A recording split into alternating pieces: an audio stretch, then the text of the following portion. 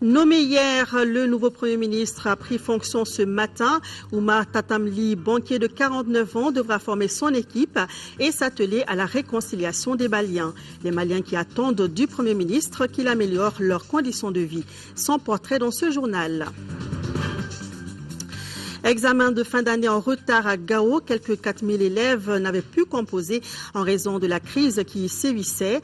Après le retour à la normale, les autorités régionales se tournent vers la bonne organisation de ces examens qui s'amorcent. Madame, Monsieur, bonsoir. C'est un homme rompu à la tâche que le président de la République, Ibrahim Boubacar Keïta, a nommé hier au poste de Premier ministre. Oumar Tatamli, 49 ans, est un brillant économiste dont la carrière a débuté à la Banque mondiale il y a 23 ans et s'est poursuivie à la BCAO où il était jusqu'à sa nomination. Son portrait est signé Lamine Tchekoura Koulibaly. Le nouveau Premier ministre est un banquier. Il a fait ses débuts à la Banque mondiale en 1990. Mais c'est à la Banque centrale des États de l'Afrique de l'Ouest que Oumar Tatamli passe la plus grande partie de sa vie professionnelle. Jusqu'en août dernier, il était conseiller spécial du gouverneur de cette institution. Entre 2009 et 2012, Oumar Tatamli était directeur national de la BCAO pour le Mali. Avant Bamako, il a occupé plusieurs postes au siège. Directeur du département de l'émission, de la comptabilité et des finances, directeur des opérations financières, directeur adjoint des études et fondé des pouvoirs. Au plan strictement national, Oumar Tatamli a été conseiller technique et chargé des missions à la présidence de la République entre 1992 et 1994, date à laquelle il intègre la BCAO jusqu'à sa nomination au poste de Premier ministre. Le nouveau Premier ministre, qui est âgé de 49 ans, a effectué de brillantes études dans de prestigieuses écoles françaises. Il est diplômé de l'École supérieure des sciences économiques et commerciales, titulaire d'un diplôme d'études approfondies en histoire économique. À 23 ans, il était déjà agrégé d'histoire en 1986, suivant ainsi les traces de Madina Lital, sa mère, également historienne, qui a enseigné à l'École normale supérieure de Bamako et à l'Université de Dakar. Son père, Feu Ibrahim Ali, est auteur de 3 romans. Toile d'araignée, un roman réaliste inspiré de ses dures années de prison sous le régime du Comité militaire de libération nationale, est le plus célèbre de ces 3 romans. Marié et père de 2 enfants, il aime la lecture, le cinéma et le tennis. Il parle bambanankan, fulfulbe, français et anglais. Sa première tâche, s'atteler à la formation du premier gouvernement de l'ère Ibrahim Boubacar Keïta. Voilà à l'instant le portrait du nouveau Premier ministre. Oumar Tatamli a pris fonction ce matin. Lors de la cérémonie de passation, le Premier ministre sortant, Django Sissoko, a félicité son successeur pour la confiance placée en lui avant d'inviter le personnel à se mettre à sa disposition pour relever les nombreux défis qui l'attendent. Reportage de Mamari Kone. La passation des services entre Django Sissoko et Oumar Tatamli s'est passée en 2 temps. Premier temps, les 2 personnalités s'entretiennent pendant environ 50 minutes sur les grands dossiers de la nation. Deuxième temps, Django Sissoko présente le nouveau locataire des lieux au personnel de la primature. Après avoir souhaité beaucoup de succès à son successeur dans l'exercice de ses nouvelles fonctions, Django Sissoko dira que l'heure est venue pour lui de passer la main à Oumar Tatamli. Je suis convaincu qu'il donnera entière satisfaction dans la mission qui vient de lui être confiée. Et je souhaite que mes anciens collaborateurs, que vous êtes, ces collaborateurs que vous êtes à partir de maintenant, que vous l'accompagniez de la manière la plus efficace possible. Il vient pour relever des défis que vous connaissez et que nous avons affrontés ensemble, vous et moi. Et je crois avec un certain bonheur. Et je souhaite que le chemin que nous n'avons pas pu parcourir ensemble, vous et moi, les choses étaient conçues ainsi, du reste, mais que ce chemin-là, que lui, il puisse le parcourir avec succès, avec le soutien de tous. Le nouveau Premier ministre a pour sa part rendu hommage à son prédécesseur, Oumar Tatam Ly, de souhaiter une bonne entente et une bonne collaboration au sein du service afin de relever les défis. Qu'Allah nous assiste, qu'Allah fasse que nous nous entendions, que nous vivions en bonne intelligence, que nous fassions le travail qui est attendu de nous et pour relever le défi qui se présente et qui prendre en charge la mission qui a été assignée par le président de la République, Ibrahim Boubacar Keïta, et servir le peuple malien comme il se doit. Pour immortaliser cette cérémonie de passation des services, les deux personnalités, entourées de leurs proches collaborateurs, ont fait une photo des familles sur le perron de la primature. Ensuite, l'ancien locataire de la primature, Django Sissoko, a quitté les lieux après 10 mois de bons et loyaux services rendus à la nation. Oumar Tatam Ly est donc le nouveau Premier ministre du Mali. Sa nomination a été saluée par les Maliens. Du nouveau chef de gouvernement, nos compatriotes attendent des actions concrètes contre la corruption et le népotisme. Ils invitent également le nouveau Premier ministre à trouver une solution définitive à la crise scolaire et à améliorer les conditions de vie des Maliens. Le point, c'est avec Bourama Traoré. Certains les qualifient d'économistes chevronnés, d'autres de technocrates rompus à la tâche. Oumar Tatam Ly prend désormais les rênes de la primature. Il a été nommé ce jeudi soir sous décret présidentiel. La nomination d'Oumar Tatam Ly au poste du Premier ministre est unanimement saluée par les Maliens. Moi, je suis très content parce que c'est une nouvelle personne vraiment de la politique malienne. Et puis à travers aussi, ce qu'on a dit, c'est bien quoi. Je suis content, je pense que c'est très formidable parce que vraiment, on avait beaucoup de problèmes. Et je félicite le Premier ministre. Il assume très bien sa responsabilité. C'est un honneur pour nous qu'un banquier soit nommé à la tête du gouvernement. Et nous ne pouvons que louer et saluer ce tact ou cette décision de son Excellence, Monsieur le Président de la République.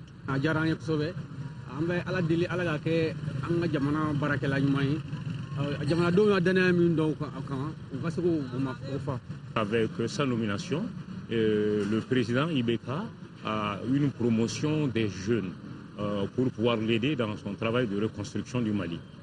M. Ly a fait ses preuves là où il est passé. Donc je pense qu'aujourd'hui, l'appeler comme Premier ministre au Mali, par rapport aux challenges et aux défis qui sont à relever, c'est une décision sage qu'il faut saluer. Du nouveau Premier ministre, les Maliens attendent des actions vigoureuses contre certains maux qui minent notre société. Corruption, népotisme, impunité, que sais-je encore. Que le nouveau locataire de la primature, espère nos compatriotes, soit quelqu'un de poigne pour mettre les Maliens au travail et remettre le pays sur les rails. On attend le travail, on souhaite la paix pour le Nord, l'intégrité territoriale. Et puis nous avons beaucoup d'attentes par rapport à la corruption qui touche beaucoup le Mali aujourd'hui, surtout le Mali qui est resté parmi les pays les plus pauvres du monde, il y a de cela plus de 20 ans. Nous attendons de lui qu'il prenne des mesures vigoureuses d'incitation pour contribuer à l'essor de ce secteur et également qu'il puisse développer le climat des affaires et promouvoir surtout la bancarisation. En décidant de confier la primature à un technocrate, le président de la République, Ibrahim Boubacar Keïta, a fait un bon choix selon certains citoyens interrogés. Ceux-ci estiment que le chef de l'État donne ainsi le ton d'un changement tant souhaité par les Maliens. J'apprécie beaucoup cela, qu'il ait préféré un technocrate qu'un politicien. Parce qu'en fait, ce peuple est un peu plus ou moins déçu par les politiciens.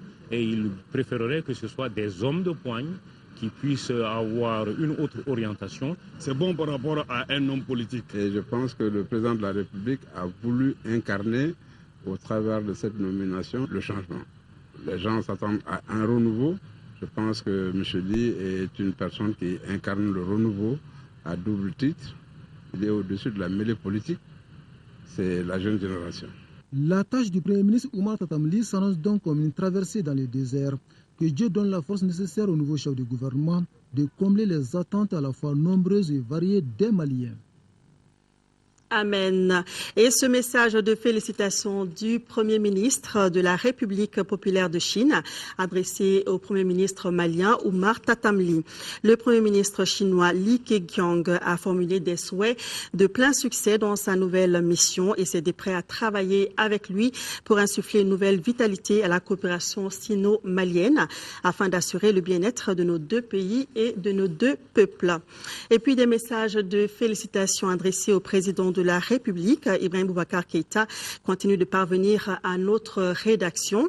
Le parti Convergence d'Action pour le Peuple, CAP, la Jeunesse Union Africaine Mali, l'Association pour la Solidarité, l'Entraide et la Fraternité, l'Association des ressortissants de la commune de Kaladougou, Dioïla et environ, l'Association des agents retraités de l'ORTM, l'Association des notaires et ressortissants du Bélédougou, l'Amicale des anciens étudiants de l'ENSUP de Bamako, l'Alliance Ibeka Mali 2012, coordination du Sénégal, le Haut Conseil des Maliens de l'extérieur, Conseil des Maliens du Sénégal, Mouvement Mali Valeurs, ONG Groupe Jeunesse, Population et Développement en Afrique, les anciens travailleurs de l'ex-UTEMA, l'Alliance d'Ofera, Ni Banabako 200, l'Association des travailleurs handicapés du Mali, l'Association Bara des commerçants détaillants de Bozola, Lampanikoro. Tous félicitent le président Ibrahim Boubacar Keïta. Sur un tout autre sujet, le représentant spécial de la Commission de l'Union africaine au Mali vient de se rendre au chevet des victimes des inondations survenues dans le pays. Pierre Bouyoya et sa délégation ont rencontré le maire de la commune 1 du district de Bamako avant de se rendre dans les familles de victimes. Adama Kodjo. Le représentant spécial de la Commission de l'Union africaine au Mali et sa délégation sont venus à Krofina Nord dans la commune 1 du district de Bamako pour constater de visu les conditions d'hébergement des victimes d'inondations du 28 août dernier. Au nom de sa structure, M. Bouyoya a réaffirmé toute sa compassion aux sinistrés et présenté ses condoléances aux familles des disparus suite à cette catastrophe. Nous sommes venus pour ce devoir de solidarité et nous avons à notre niveau, au niveau du personnel de la mission de l'Union africaine pour le Mali et le Sahel posé en geste. Nous allons aussi rendre compte à notre organisation pour qu'à son niveau, elle puisse aussi exprimer la solidarité avec les gens ici. Et nous espérons venir dans les prochains jours avec une matérialisation de ce geste de l'Union africaine. Pour les autorités municipales de la commune 1, la visite de la délégation de l'Union africaine qui œuvre pour la promotion des droits humains n'est pas une surprise. La délégation qui vient de visiter les sinistrés sur ce site-là a déjà fait un premier appui, notamment une enveloppe de 400 000 francs, pour permettre à la mairie de prendre certaines charges par rapport aux sinistrés. Et non seulement nous saluons cet effort qui est pratiquement personnel, parce qu'il s'agit des cadres et des agents de l'institution qui personnellement ont mis leur effort en commun pour faire ce premier appui. Le groupe scolaire de Bahaben Santara qui a été choisi pour la visite compte 202 familles victimes d'inondations, soit 994 personnes. Le secrétaire général des Nations Unies, Ban Ki-moon, a reconduit notre compatriote Michel Sidibé comme directeur exécutif de l'ONU-SIDA et secrétaire général adjoint des Nations Unies pour un second mandat de 5 ans du 1er janvier 2014 au 31 décembre 2018. Michel Sidibé a été reconduit aujourd'hui, 6 septembre. Cette décision est la marque de confiance du secrétaire général pour le leadership et l'engagement fort de Michel Sidibé ainsi que les résultats atteints dans la lutte contre la pandémie du sida. Michel Sidibé a humblement accepté cet honneur pour continuer son rôle de leadership à la tête de l'ONU-SIDA. La société de télécommunications du Mali, Sotelma Malitel, est au chevet des victimes des inondations du 28 août dernier. Les responsables de la société ont remis des vivres pour 10 millions de francs CFA aux sinistrés. Agali Agissa. C'est l'école fondamentale de Korofina, un des 3 sites que compte la commune 1 du district de Bamako, qui a servi de cadre à la première remise des vivres par le premier responsable de la Sotelma Malitel. Le 5e adjoint au maire, Afa Doumbia, a réceptionné plus de 10 tonnes de vivres composés de riz, du mil, du sucre, 50 cartons de macaroni et 30 bidons d'huile. Les sinistrés de la commune 4 du district de Bamako ont bénéficié de la même quantité de vivres de la part de la société. Le donateur entend à travers ces gestes renforcer l'élan de solidarité déclenché par les autorités maliennes. C'est une tradition chez Malitel. À chaque fois que le besoin se fait sentir, Sotelma a toujours répondu présent. Cet apport, ou je dirais ce don, se forme de vivres d'une valeur de 10 millions. On espère apporter un soutien à cette population qui a connu des moments très difficiles. Au total, 10 tonnes de riz, 5 autres de mil, autant de sucre, 100 cartons de macaroni et 60 bidons de 20 litres d'huile ont été répartis entre les 2 communes. Rappelons que plus de 2000 ménages affectés par les inondations survenues à Bamako sont recensés dans les 2 communes. Quittons le domaine de la solidarité pour l'enseignement. Fin hier des travaux du Forum national sur l'enseignement privé catholique au Mali. Pendant 3 jours, les délégués ont fait le diagnostic de l'enseignement catholique au Mali tout en proposant des pistes de solutions aux problèmes. Reportage de Nando Dambélé.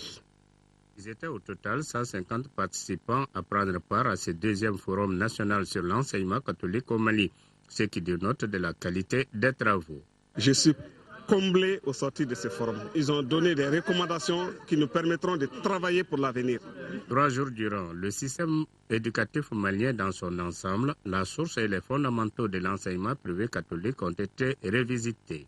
Ces mots sont, entre autres, la corruption, la fraude, l'absentéisme des enseignants, les sorties intempestives des élèves, la politisation de l'école, la fuite des responsabilités des parents, la mauvaise formation des formateurs.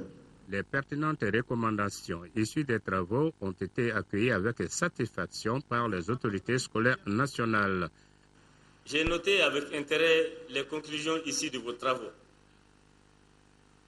Et c'est avec une grande attention que nous les examinerons en tant qu'autorité nationale garante de l'éducation afin de les capitaliser pour le développement de nos systèmes éducatifs aujourd'hui confrontés à de rudes épreuves. Rappelons que ce forum est le 2e du genre sur l'enseignement catholique au Mali depuis sa création entre 1889 et 1904 après celui tenu en 1973. Hors de nos frontières, les députés kenyans ont adopté hier jeudi une motion demandant que le Kenya se retire de la Cour pénale internationale, une demande qui intervient avant l'ouverture du procès du vice-président du Kenya et de celui du chef de l'État, Uhuru Kenyatta. Les 2 hommes sont poursuivis pour crimes contre l'humanité commis après l'élection présidentielle de 2007. Après 4 heures de débat enflammés, les députés kenyans ont voté. Ils ont adopté une motion qui ouvre la voie à un retrait du Kenya de la Cour pénale internationale. Un projet de loi en ce sens sera soumis au vote dans 1 mois, à quelques jours de l'ouverture des procès des 2 têtes de l'exécutif kényan devant la CPI. La coalition au pouvoir se mobilise. Le président Uhuru Kenyatta et son bras droit William Ruto sont poursuivis pour crimes contre l'humanité. Ils sont accusés d'être à l'origine des violences post-électorales de 2007 qui ont fait 1200 morts. Ils ont toujours nié et s'étaient engagés à collaborer avec la CPI. Le procureur Fatou Bensouda, qui a enquêté sur place au Kenya, est formel. Il faudra au moins 1 an pour que le retrait soit effectif. Il n'y aura donc pas d'impact sur les procès en cours. Des témoins ont pris de très grands risques pour leur vie et pour celle de leurs proches, afin de nous soutenir dans notre enquête et nos poursuites. Ces gens-là ont un immense courage. Maintenant, la procédure judiciaire est engagée, la justice doit suivre son cours. Si cette décision se confirme, le Kenya sera le premier pays à se retirer de la Cour pénale internationale. Amnesty International redoute un précédent dangereux, alors que pour la première fois, la CPI, très critiquée en Afrique, s'apprête à juger un président en exercice. Direction Saint-Pétersbourg en Russie, où a pris fin le sommet du G20. La crise syrienne s'est largement invitée au sommet, notamment lors du dîner offert par le président russe. Au final, les États-Unis et la France sont toujours aussi isolés dans leur volonté de lancer des frappes sur la Syrie. Les chefs d'État et de gouvernement des pays du G20 ont clôturé le sommet de Saint-Pétersbourg par l'inévitable photo de famille. Mais une famille éclatée et paralysée par ses divisions sur le conflit syrien qui a pris le dessus sur les autres dossiers. Le ton avait été donné par la poignée de main et des sourires très protocolaires échangés entre Barack Obama et Vladimir Poutine, dont les rapports n'ont jamais été aussi tendus. Hôte du sommet, le président russe avait prévenu que les discussions sur le dossier syrien ne se feraient que lors du dîner. À l'arrivée, les échanges ont été à l'image de ces apartés entre pays alliés mais pas d'accord. Les dirigeants restent en effet partagés sur la menace de frappe américaine et française, soutenue par la Turquie et l'Arabie saoudite, contre le potentiel chimique de Bachar el-Assad. La Russie, la Chine et les pays émergents tels que le Brésil, l'Inde et l'Afrique du Sud y sont opposés. Quant aux autres, ils sont soit pour avec feu vert de l'ONU, soit sans position officielle. Face à l'inertie du G20 et la paralysie du Conseil de sécurité, les dirigeants du monde sont désormais suspendus à 2 échéances. Nous devons attendre. Le Congrès américain doit encore décider et nous insistons collectivement sur l'importance du processus des Nations Unies. C'est pourquoi nous demandons urgemment que les inspecteurs remettent un rapport intermédiaire le plus vite possible. En attendant, la tension continue de monter entre les deux grands. Selon le New York Times, Barack Obama a demandé au Pentagone d'élargir le champ des cibles potentielles en Syrie. Et Moscou, qui a expédié 3 navires de guerre supplémentaires en Méditerranée, met en garde Washington contre toute frappe de sites chimiques en Syrie. Revenons à l'actualité nationale. À Koulikoro, la plateforme des cadres et leaders des Kel Tamashek vient d'organiser une conférence débat sur la paix et la réconciliation nationale. Ils seront ensuite chargés de sensibiliser les populations pour une adhésion massive aux idéaux de la plateforme. De Koulikoro, la correspondance de Brahima Kone. La plateforme des cadres et leaders des Kel Tamashek poursuit ses actions de sensibilisation pour le vivre ensemble dans la quiétude. Cette conférence débat se tient donc dans la dynamique de partager les idéaux de la plateforme.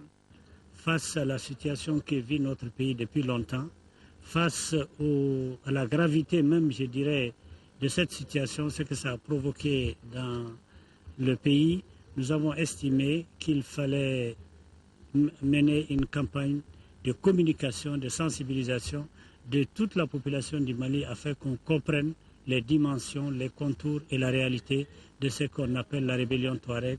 Et pour dire que tous les Touaregs, loin s'en faut, au contraire, la quasi-totalité des Touaregs ne sont pas en rébellion contre leur État.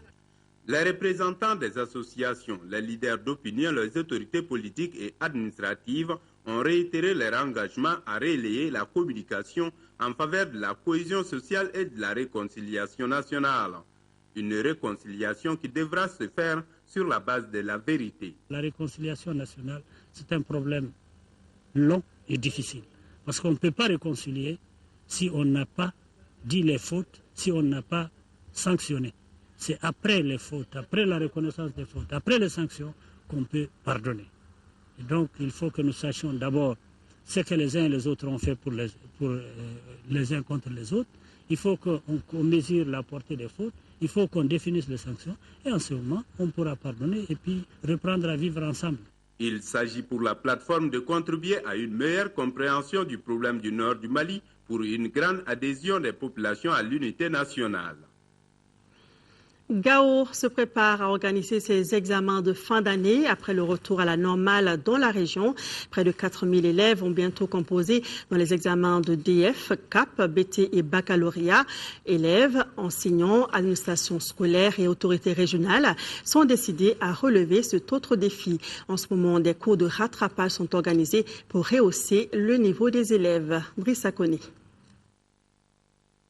L'année scolaire 2012-2013 dans les zones occupées a connu une perturbation. C'est fort de ce constat que les autorités de notre pays ont prolongé les cours jusqu'au mois d'octobre prochain dans ces zones aujourd'hui libérées. C'est en octobre également que plus de 4000 élèves composeront à Gao. Du 30 septembre au 5 octobre pour le CAP et le BT, du 1er au 4 octobre pour le baccalauréat et le DF est prévu du 2 au 4 octobre. Les élèves sont motivés à participer à ces cours afin de faire un bon résultat. L'année passée, j'ai fait les DEF à Sévaré. Donc j'étais parmi les élèves qui sont partis là-bas. On a fait les DEF dans les conditions où je n'ai pas eu la chance de passer. Je suis très content de faire ici dans ma région. Inch'Allah, cette année, je vais avoir les DEF. Le fait qu'ils ont prolongé les examens, ça nous a permis de réviser les leçons. C'est pour s'imprégner du déroulement de ces cours et des préparatifs des examens que les autorités régionales et scolaires ont visité ces écoles fondamentales et professionnelles ainsi que le lycée Yana Maïga de la cité des Askia. Nous sommes dans un Mali qui étonne, qui surprend. Nous venons de sortir tout de suite des élections présidentielles. Les plus sceptiques n'y croyaient pas du tout. Et aujourd'hui, beaucoup ne croient pas à la réussite de ces examens-là. Et ils sont là, ils sont décidés à réussir ces examens-là. Et nous allons prouver, c'est un défi que nous allons relever. Élèves et maîtres aujourd'hui sont prêts pour relever ce défi-là. Tous ceux qui sont restés étaient présents. J'ai profité de cette occasion pour féliciter les élèves, pour féliciter les professeurs pour tous les efforts qu'ils sont en train de déployer pour mettre à profit cette prolongation afin que les élèves puissent passer leurs examens dans des conditions normales. Outre ces encouragements, les autorités ont appelé les élèves et enseignants à prendre soin des bancs et autres matériels didactiques offerts par les partenaires. Toutes choses qui pourraient faciliter les rentrées prochaines fixées au 17 octobre 2013 dans les régions nord du Mali. Restons dans la même région pour rapprocher l'armée de son peuple. Le poste de commandement Maliba vole au secours des populations. Il vient de faire des dons d'une valeur de 3 millions de francs CFA aux démunis et à 2 groupes scolaires de Gao. Reportage d'Aouda Sidiki Diara, Moussa Balo. Les forces armées du Mali ont renforcé les capacités nutritionnelles de 7 familles démunies et des élèves de 2 groupes scolaires, notamment l'école de Liptako au quartier Château et l'école Farandjiré. L'armée, faisant partie intégrante du processus de retour des populations, a le devoir de venir en aide à ceux qui sont là, sur le territoire. Et nous avons plus de pouvoir de mobilité, contrairement à l'administration. Et les patrouilles effectuent des missions d'action civile et militaire au profit de ces mêmes populations qui ne sont pas toujours sous caméra. Pour les personnes démunies, chaque chef de famille a reçu 100 kg de riz plus une enveloppe pour le prix des condiments. Les 7 chefs de famille sont domiciliés au château secteur 2. Je remercie l'armée parce que je pense que c'est une mission de nos armées de veiller à aider ceux qui sont dans le besoin. C'est encore relier notre armée à nous, au peuple. Donc c'est de ce sens-là que je vois cette aide. Les 2 groupes scolaires ont quant à eux reçu 278 cartons de craie, de dattes, de biscuits, de sardines, de corned-beef et de savon. À l'heure actuelle, c'est la bienvenue. Nous remercions les forces armées de nous avoir accompagnés dans cette voie. Ça va nous permettre quand même d'amener encore, de renforcer les capacités pour que les enfants puissent vraiment suivre les cours. À l'école de Liptako, 102 élèves reçoivent des cours liés à l'éducation civique. Le groupe scolaire Farandjiré est la plus vieille école de la région de Gao qui a été fondée en 1905. À Tombouctou, les ouvriers, manœuvres, menuisiers et maçons souhaitent être impliqués dans la reconstruction de leur ville. Ils l'ont notifié au gouverneur de région dans un mémorandum. En retour, le chef de l'exécutif régional s'est engagé à plaider leur cause. Compte rendu de Adama Djimdi. La réhabilitation des bâtiments publics et la réalisation de certaines infrastructures à Tombouctou suscitent des polémiques, voire des contestations de la part de la classe ouvrière. Pour ce faire, les menuisiers, maçons, tâcherons, bref, les différents corps de métier s'estiment lésés et se disent écartés de la construction de leur ville. On rencontre le gouvernement parce qu'on n'est pas intéressé par tout ce qui se passe ici. On voit des entrepreneurs qui parachutent d'ailleurs, mais ils ne nous intéressent pas. Aucun entrepreneur de la place n'est sollicité. Même par rapport aux appels d'offres, ça se passe ailleurs. Donc c'est que, non, là c'est inquiétant, il n'y a plus rien à dire. Donc vraiment, c'est que nous sollicitons les autorités. Le Mali, là, c'est pour tout le monde. Tombouctou, nous, on n'a pas dit que d'autres entrepreneurs ne viennent pas travailler. Mais au moins, par rapport à nous, notre situation, vraiment, il faut qu'on fasse une marge, une petite marge quand même, pour pouvoir nous mettre sur pied. C'est tout. Le collectif des associations ouvrières a remis au gouverneur de région un mémorandum pour manifester son mécontentement. Après échange, les deux parties sont sorties édifiées et le colonel-major s'est engagé à prendre en compte leurs préoccupations. Nous n'avons pas encore été saisis dans le sens de la réhabilitation officiellement et la reconstruction, mais c'est sûr et certain que dès que ça va venir, ils ne seront jamais oubliés. Et dès que nous serons saisis, c'est tout leur droit, ils ont la technicité, ils ont la connaissance, ils ont l'expérience de pouvoir faire le travail dans l'orthodoxie souhaitée par les uns et les autres. Cette rencontre a permis de dissiper les malentendus et mettre les différents acteurs au même niveau d'information au bénéfice de la cité des 333 saints. La 13e édition du traditionnel camp biblique franco-bambaraphone de Bélédougou a été lancée en 4e région. Le jeune chrétien face aux défis actuels est le thème retenu pour cette édition. Pendant une semaine, les participants vont échanger leurs expériences. Ousmane Koïta.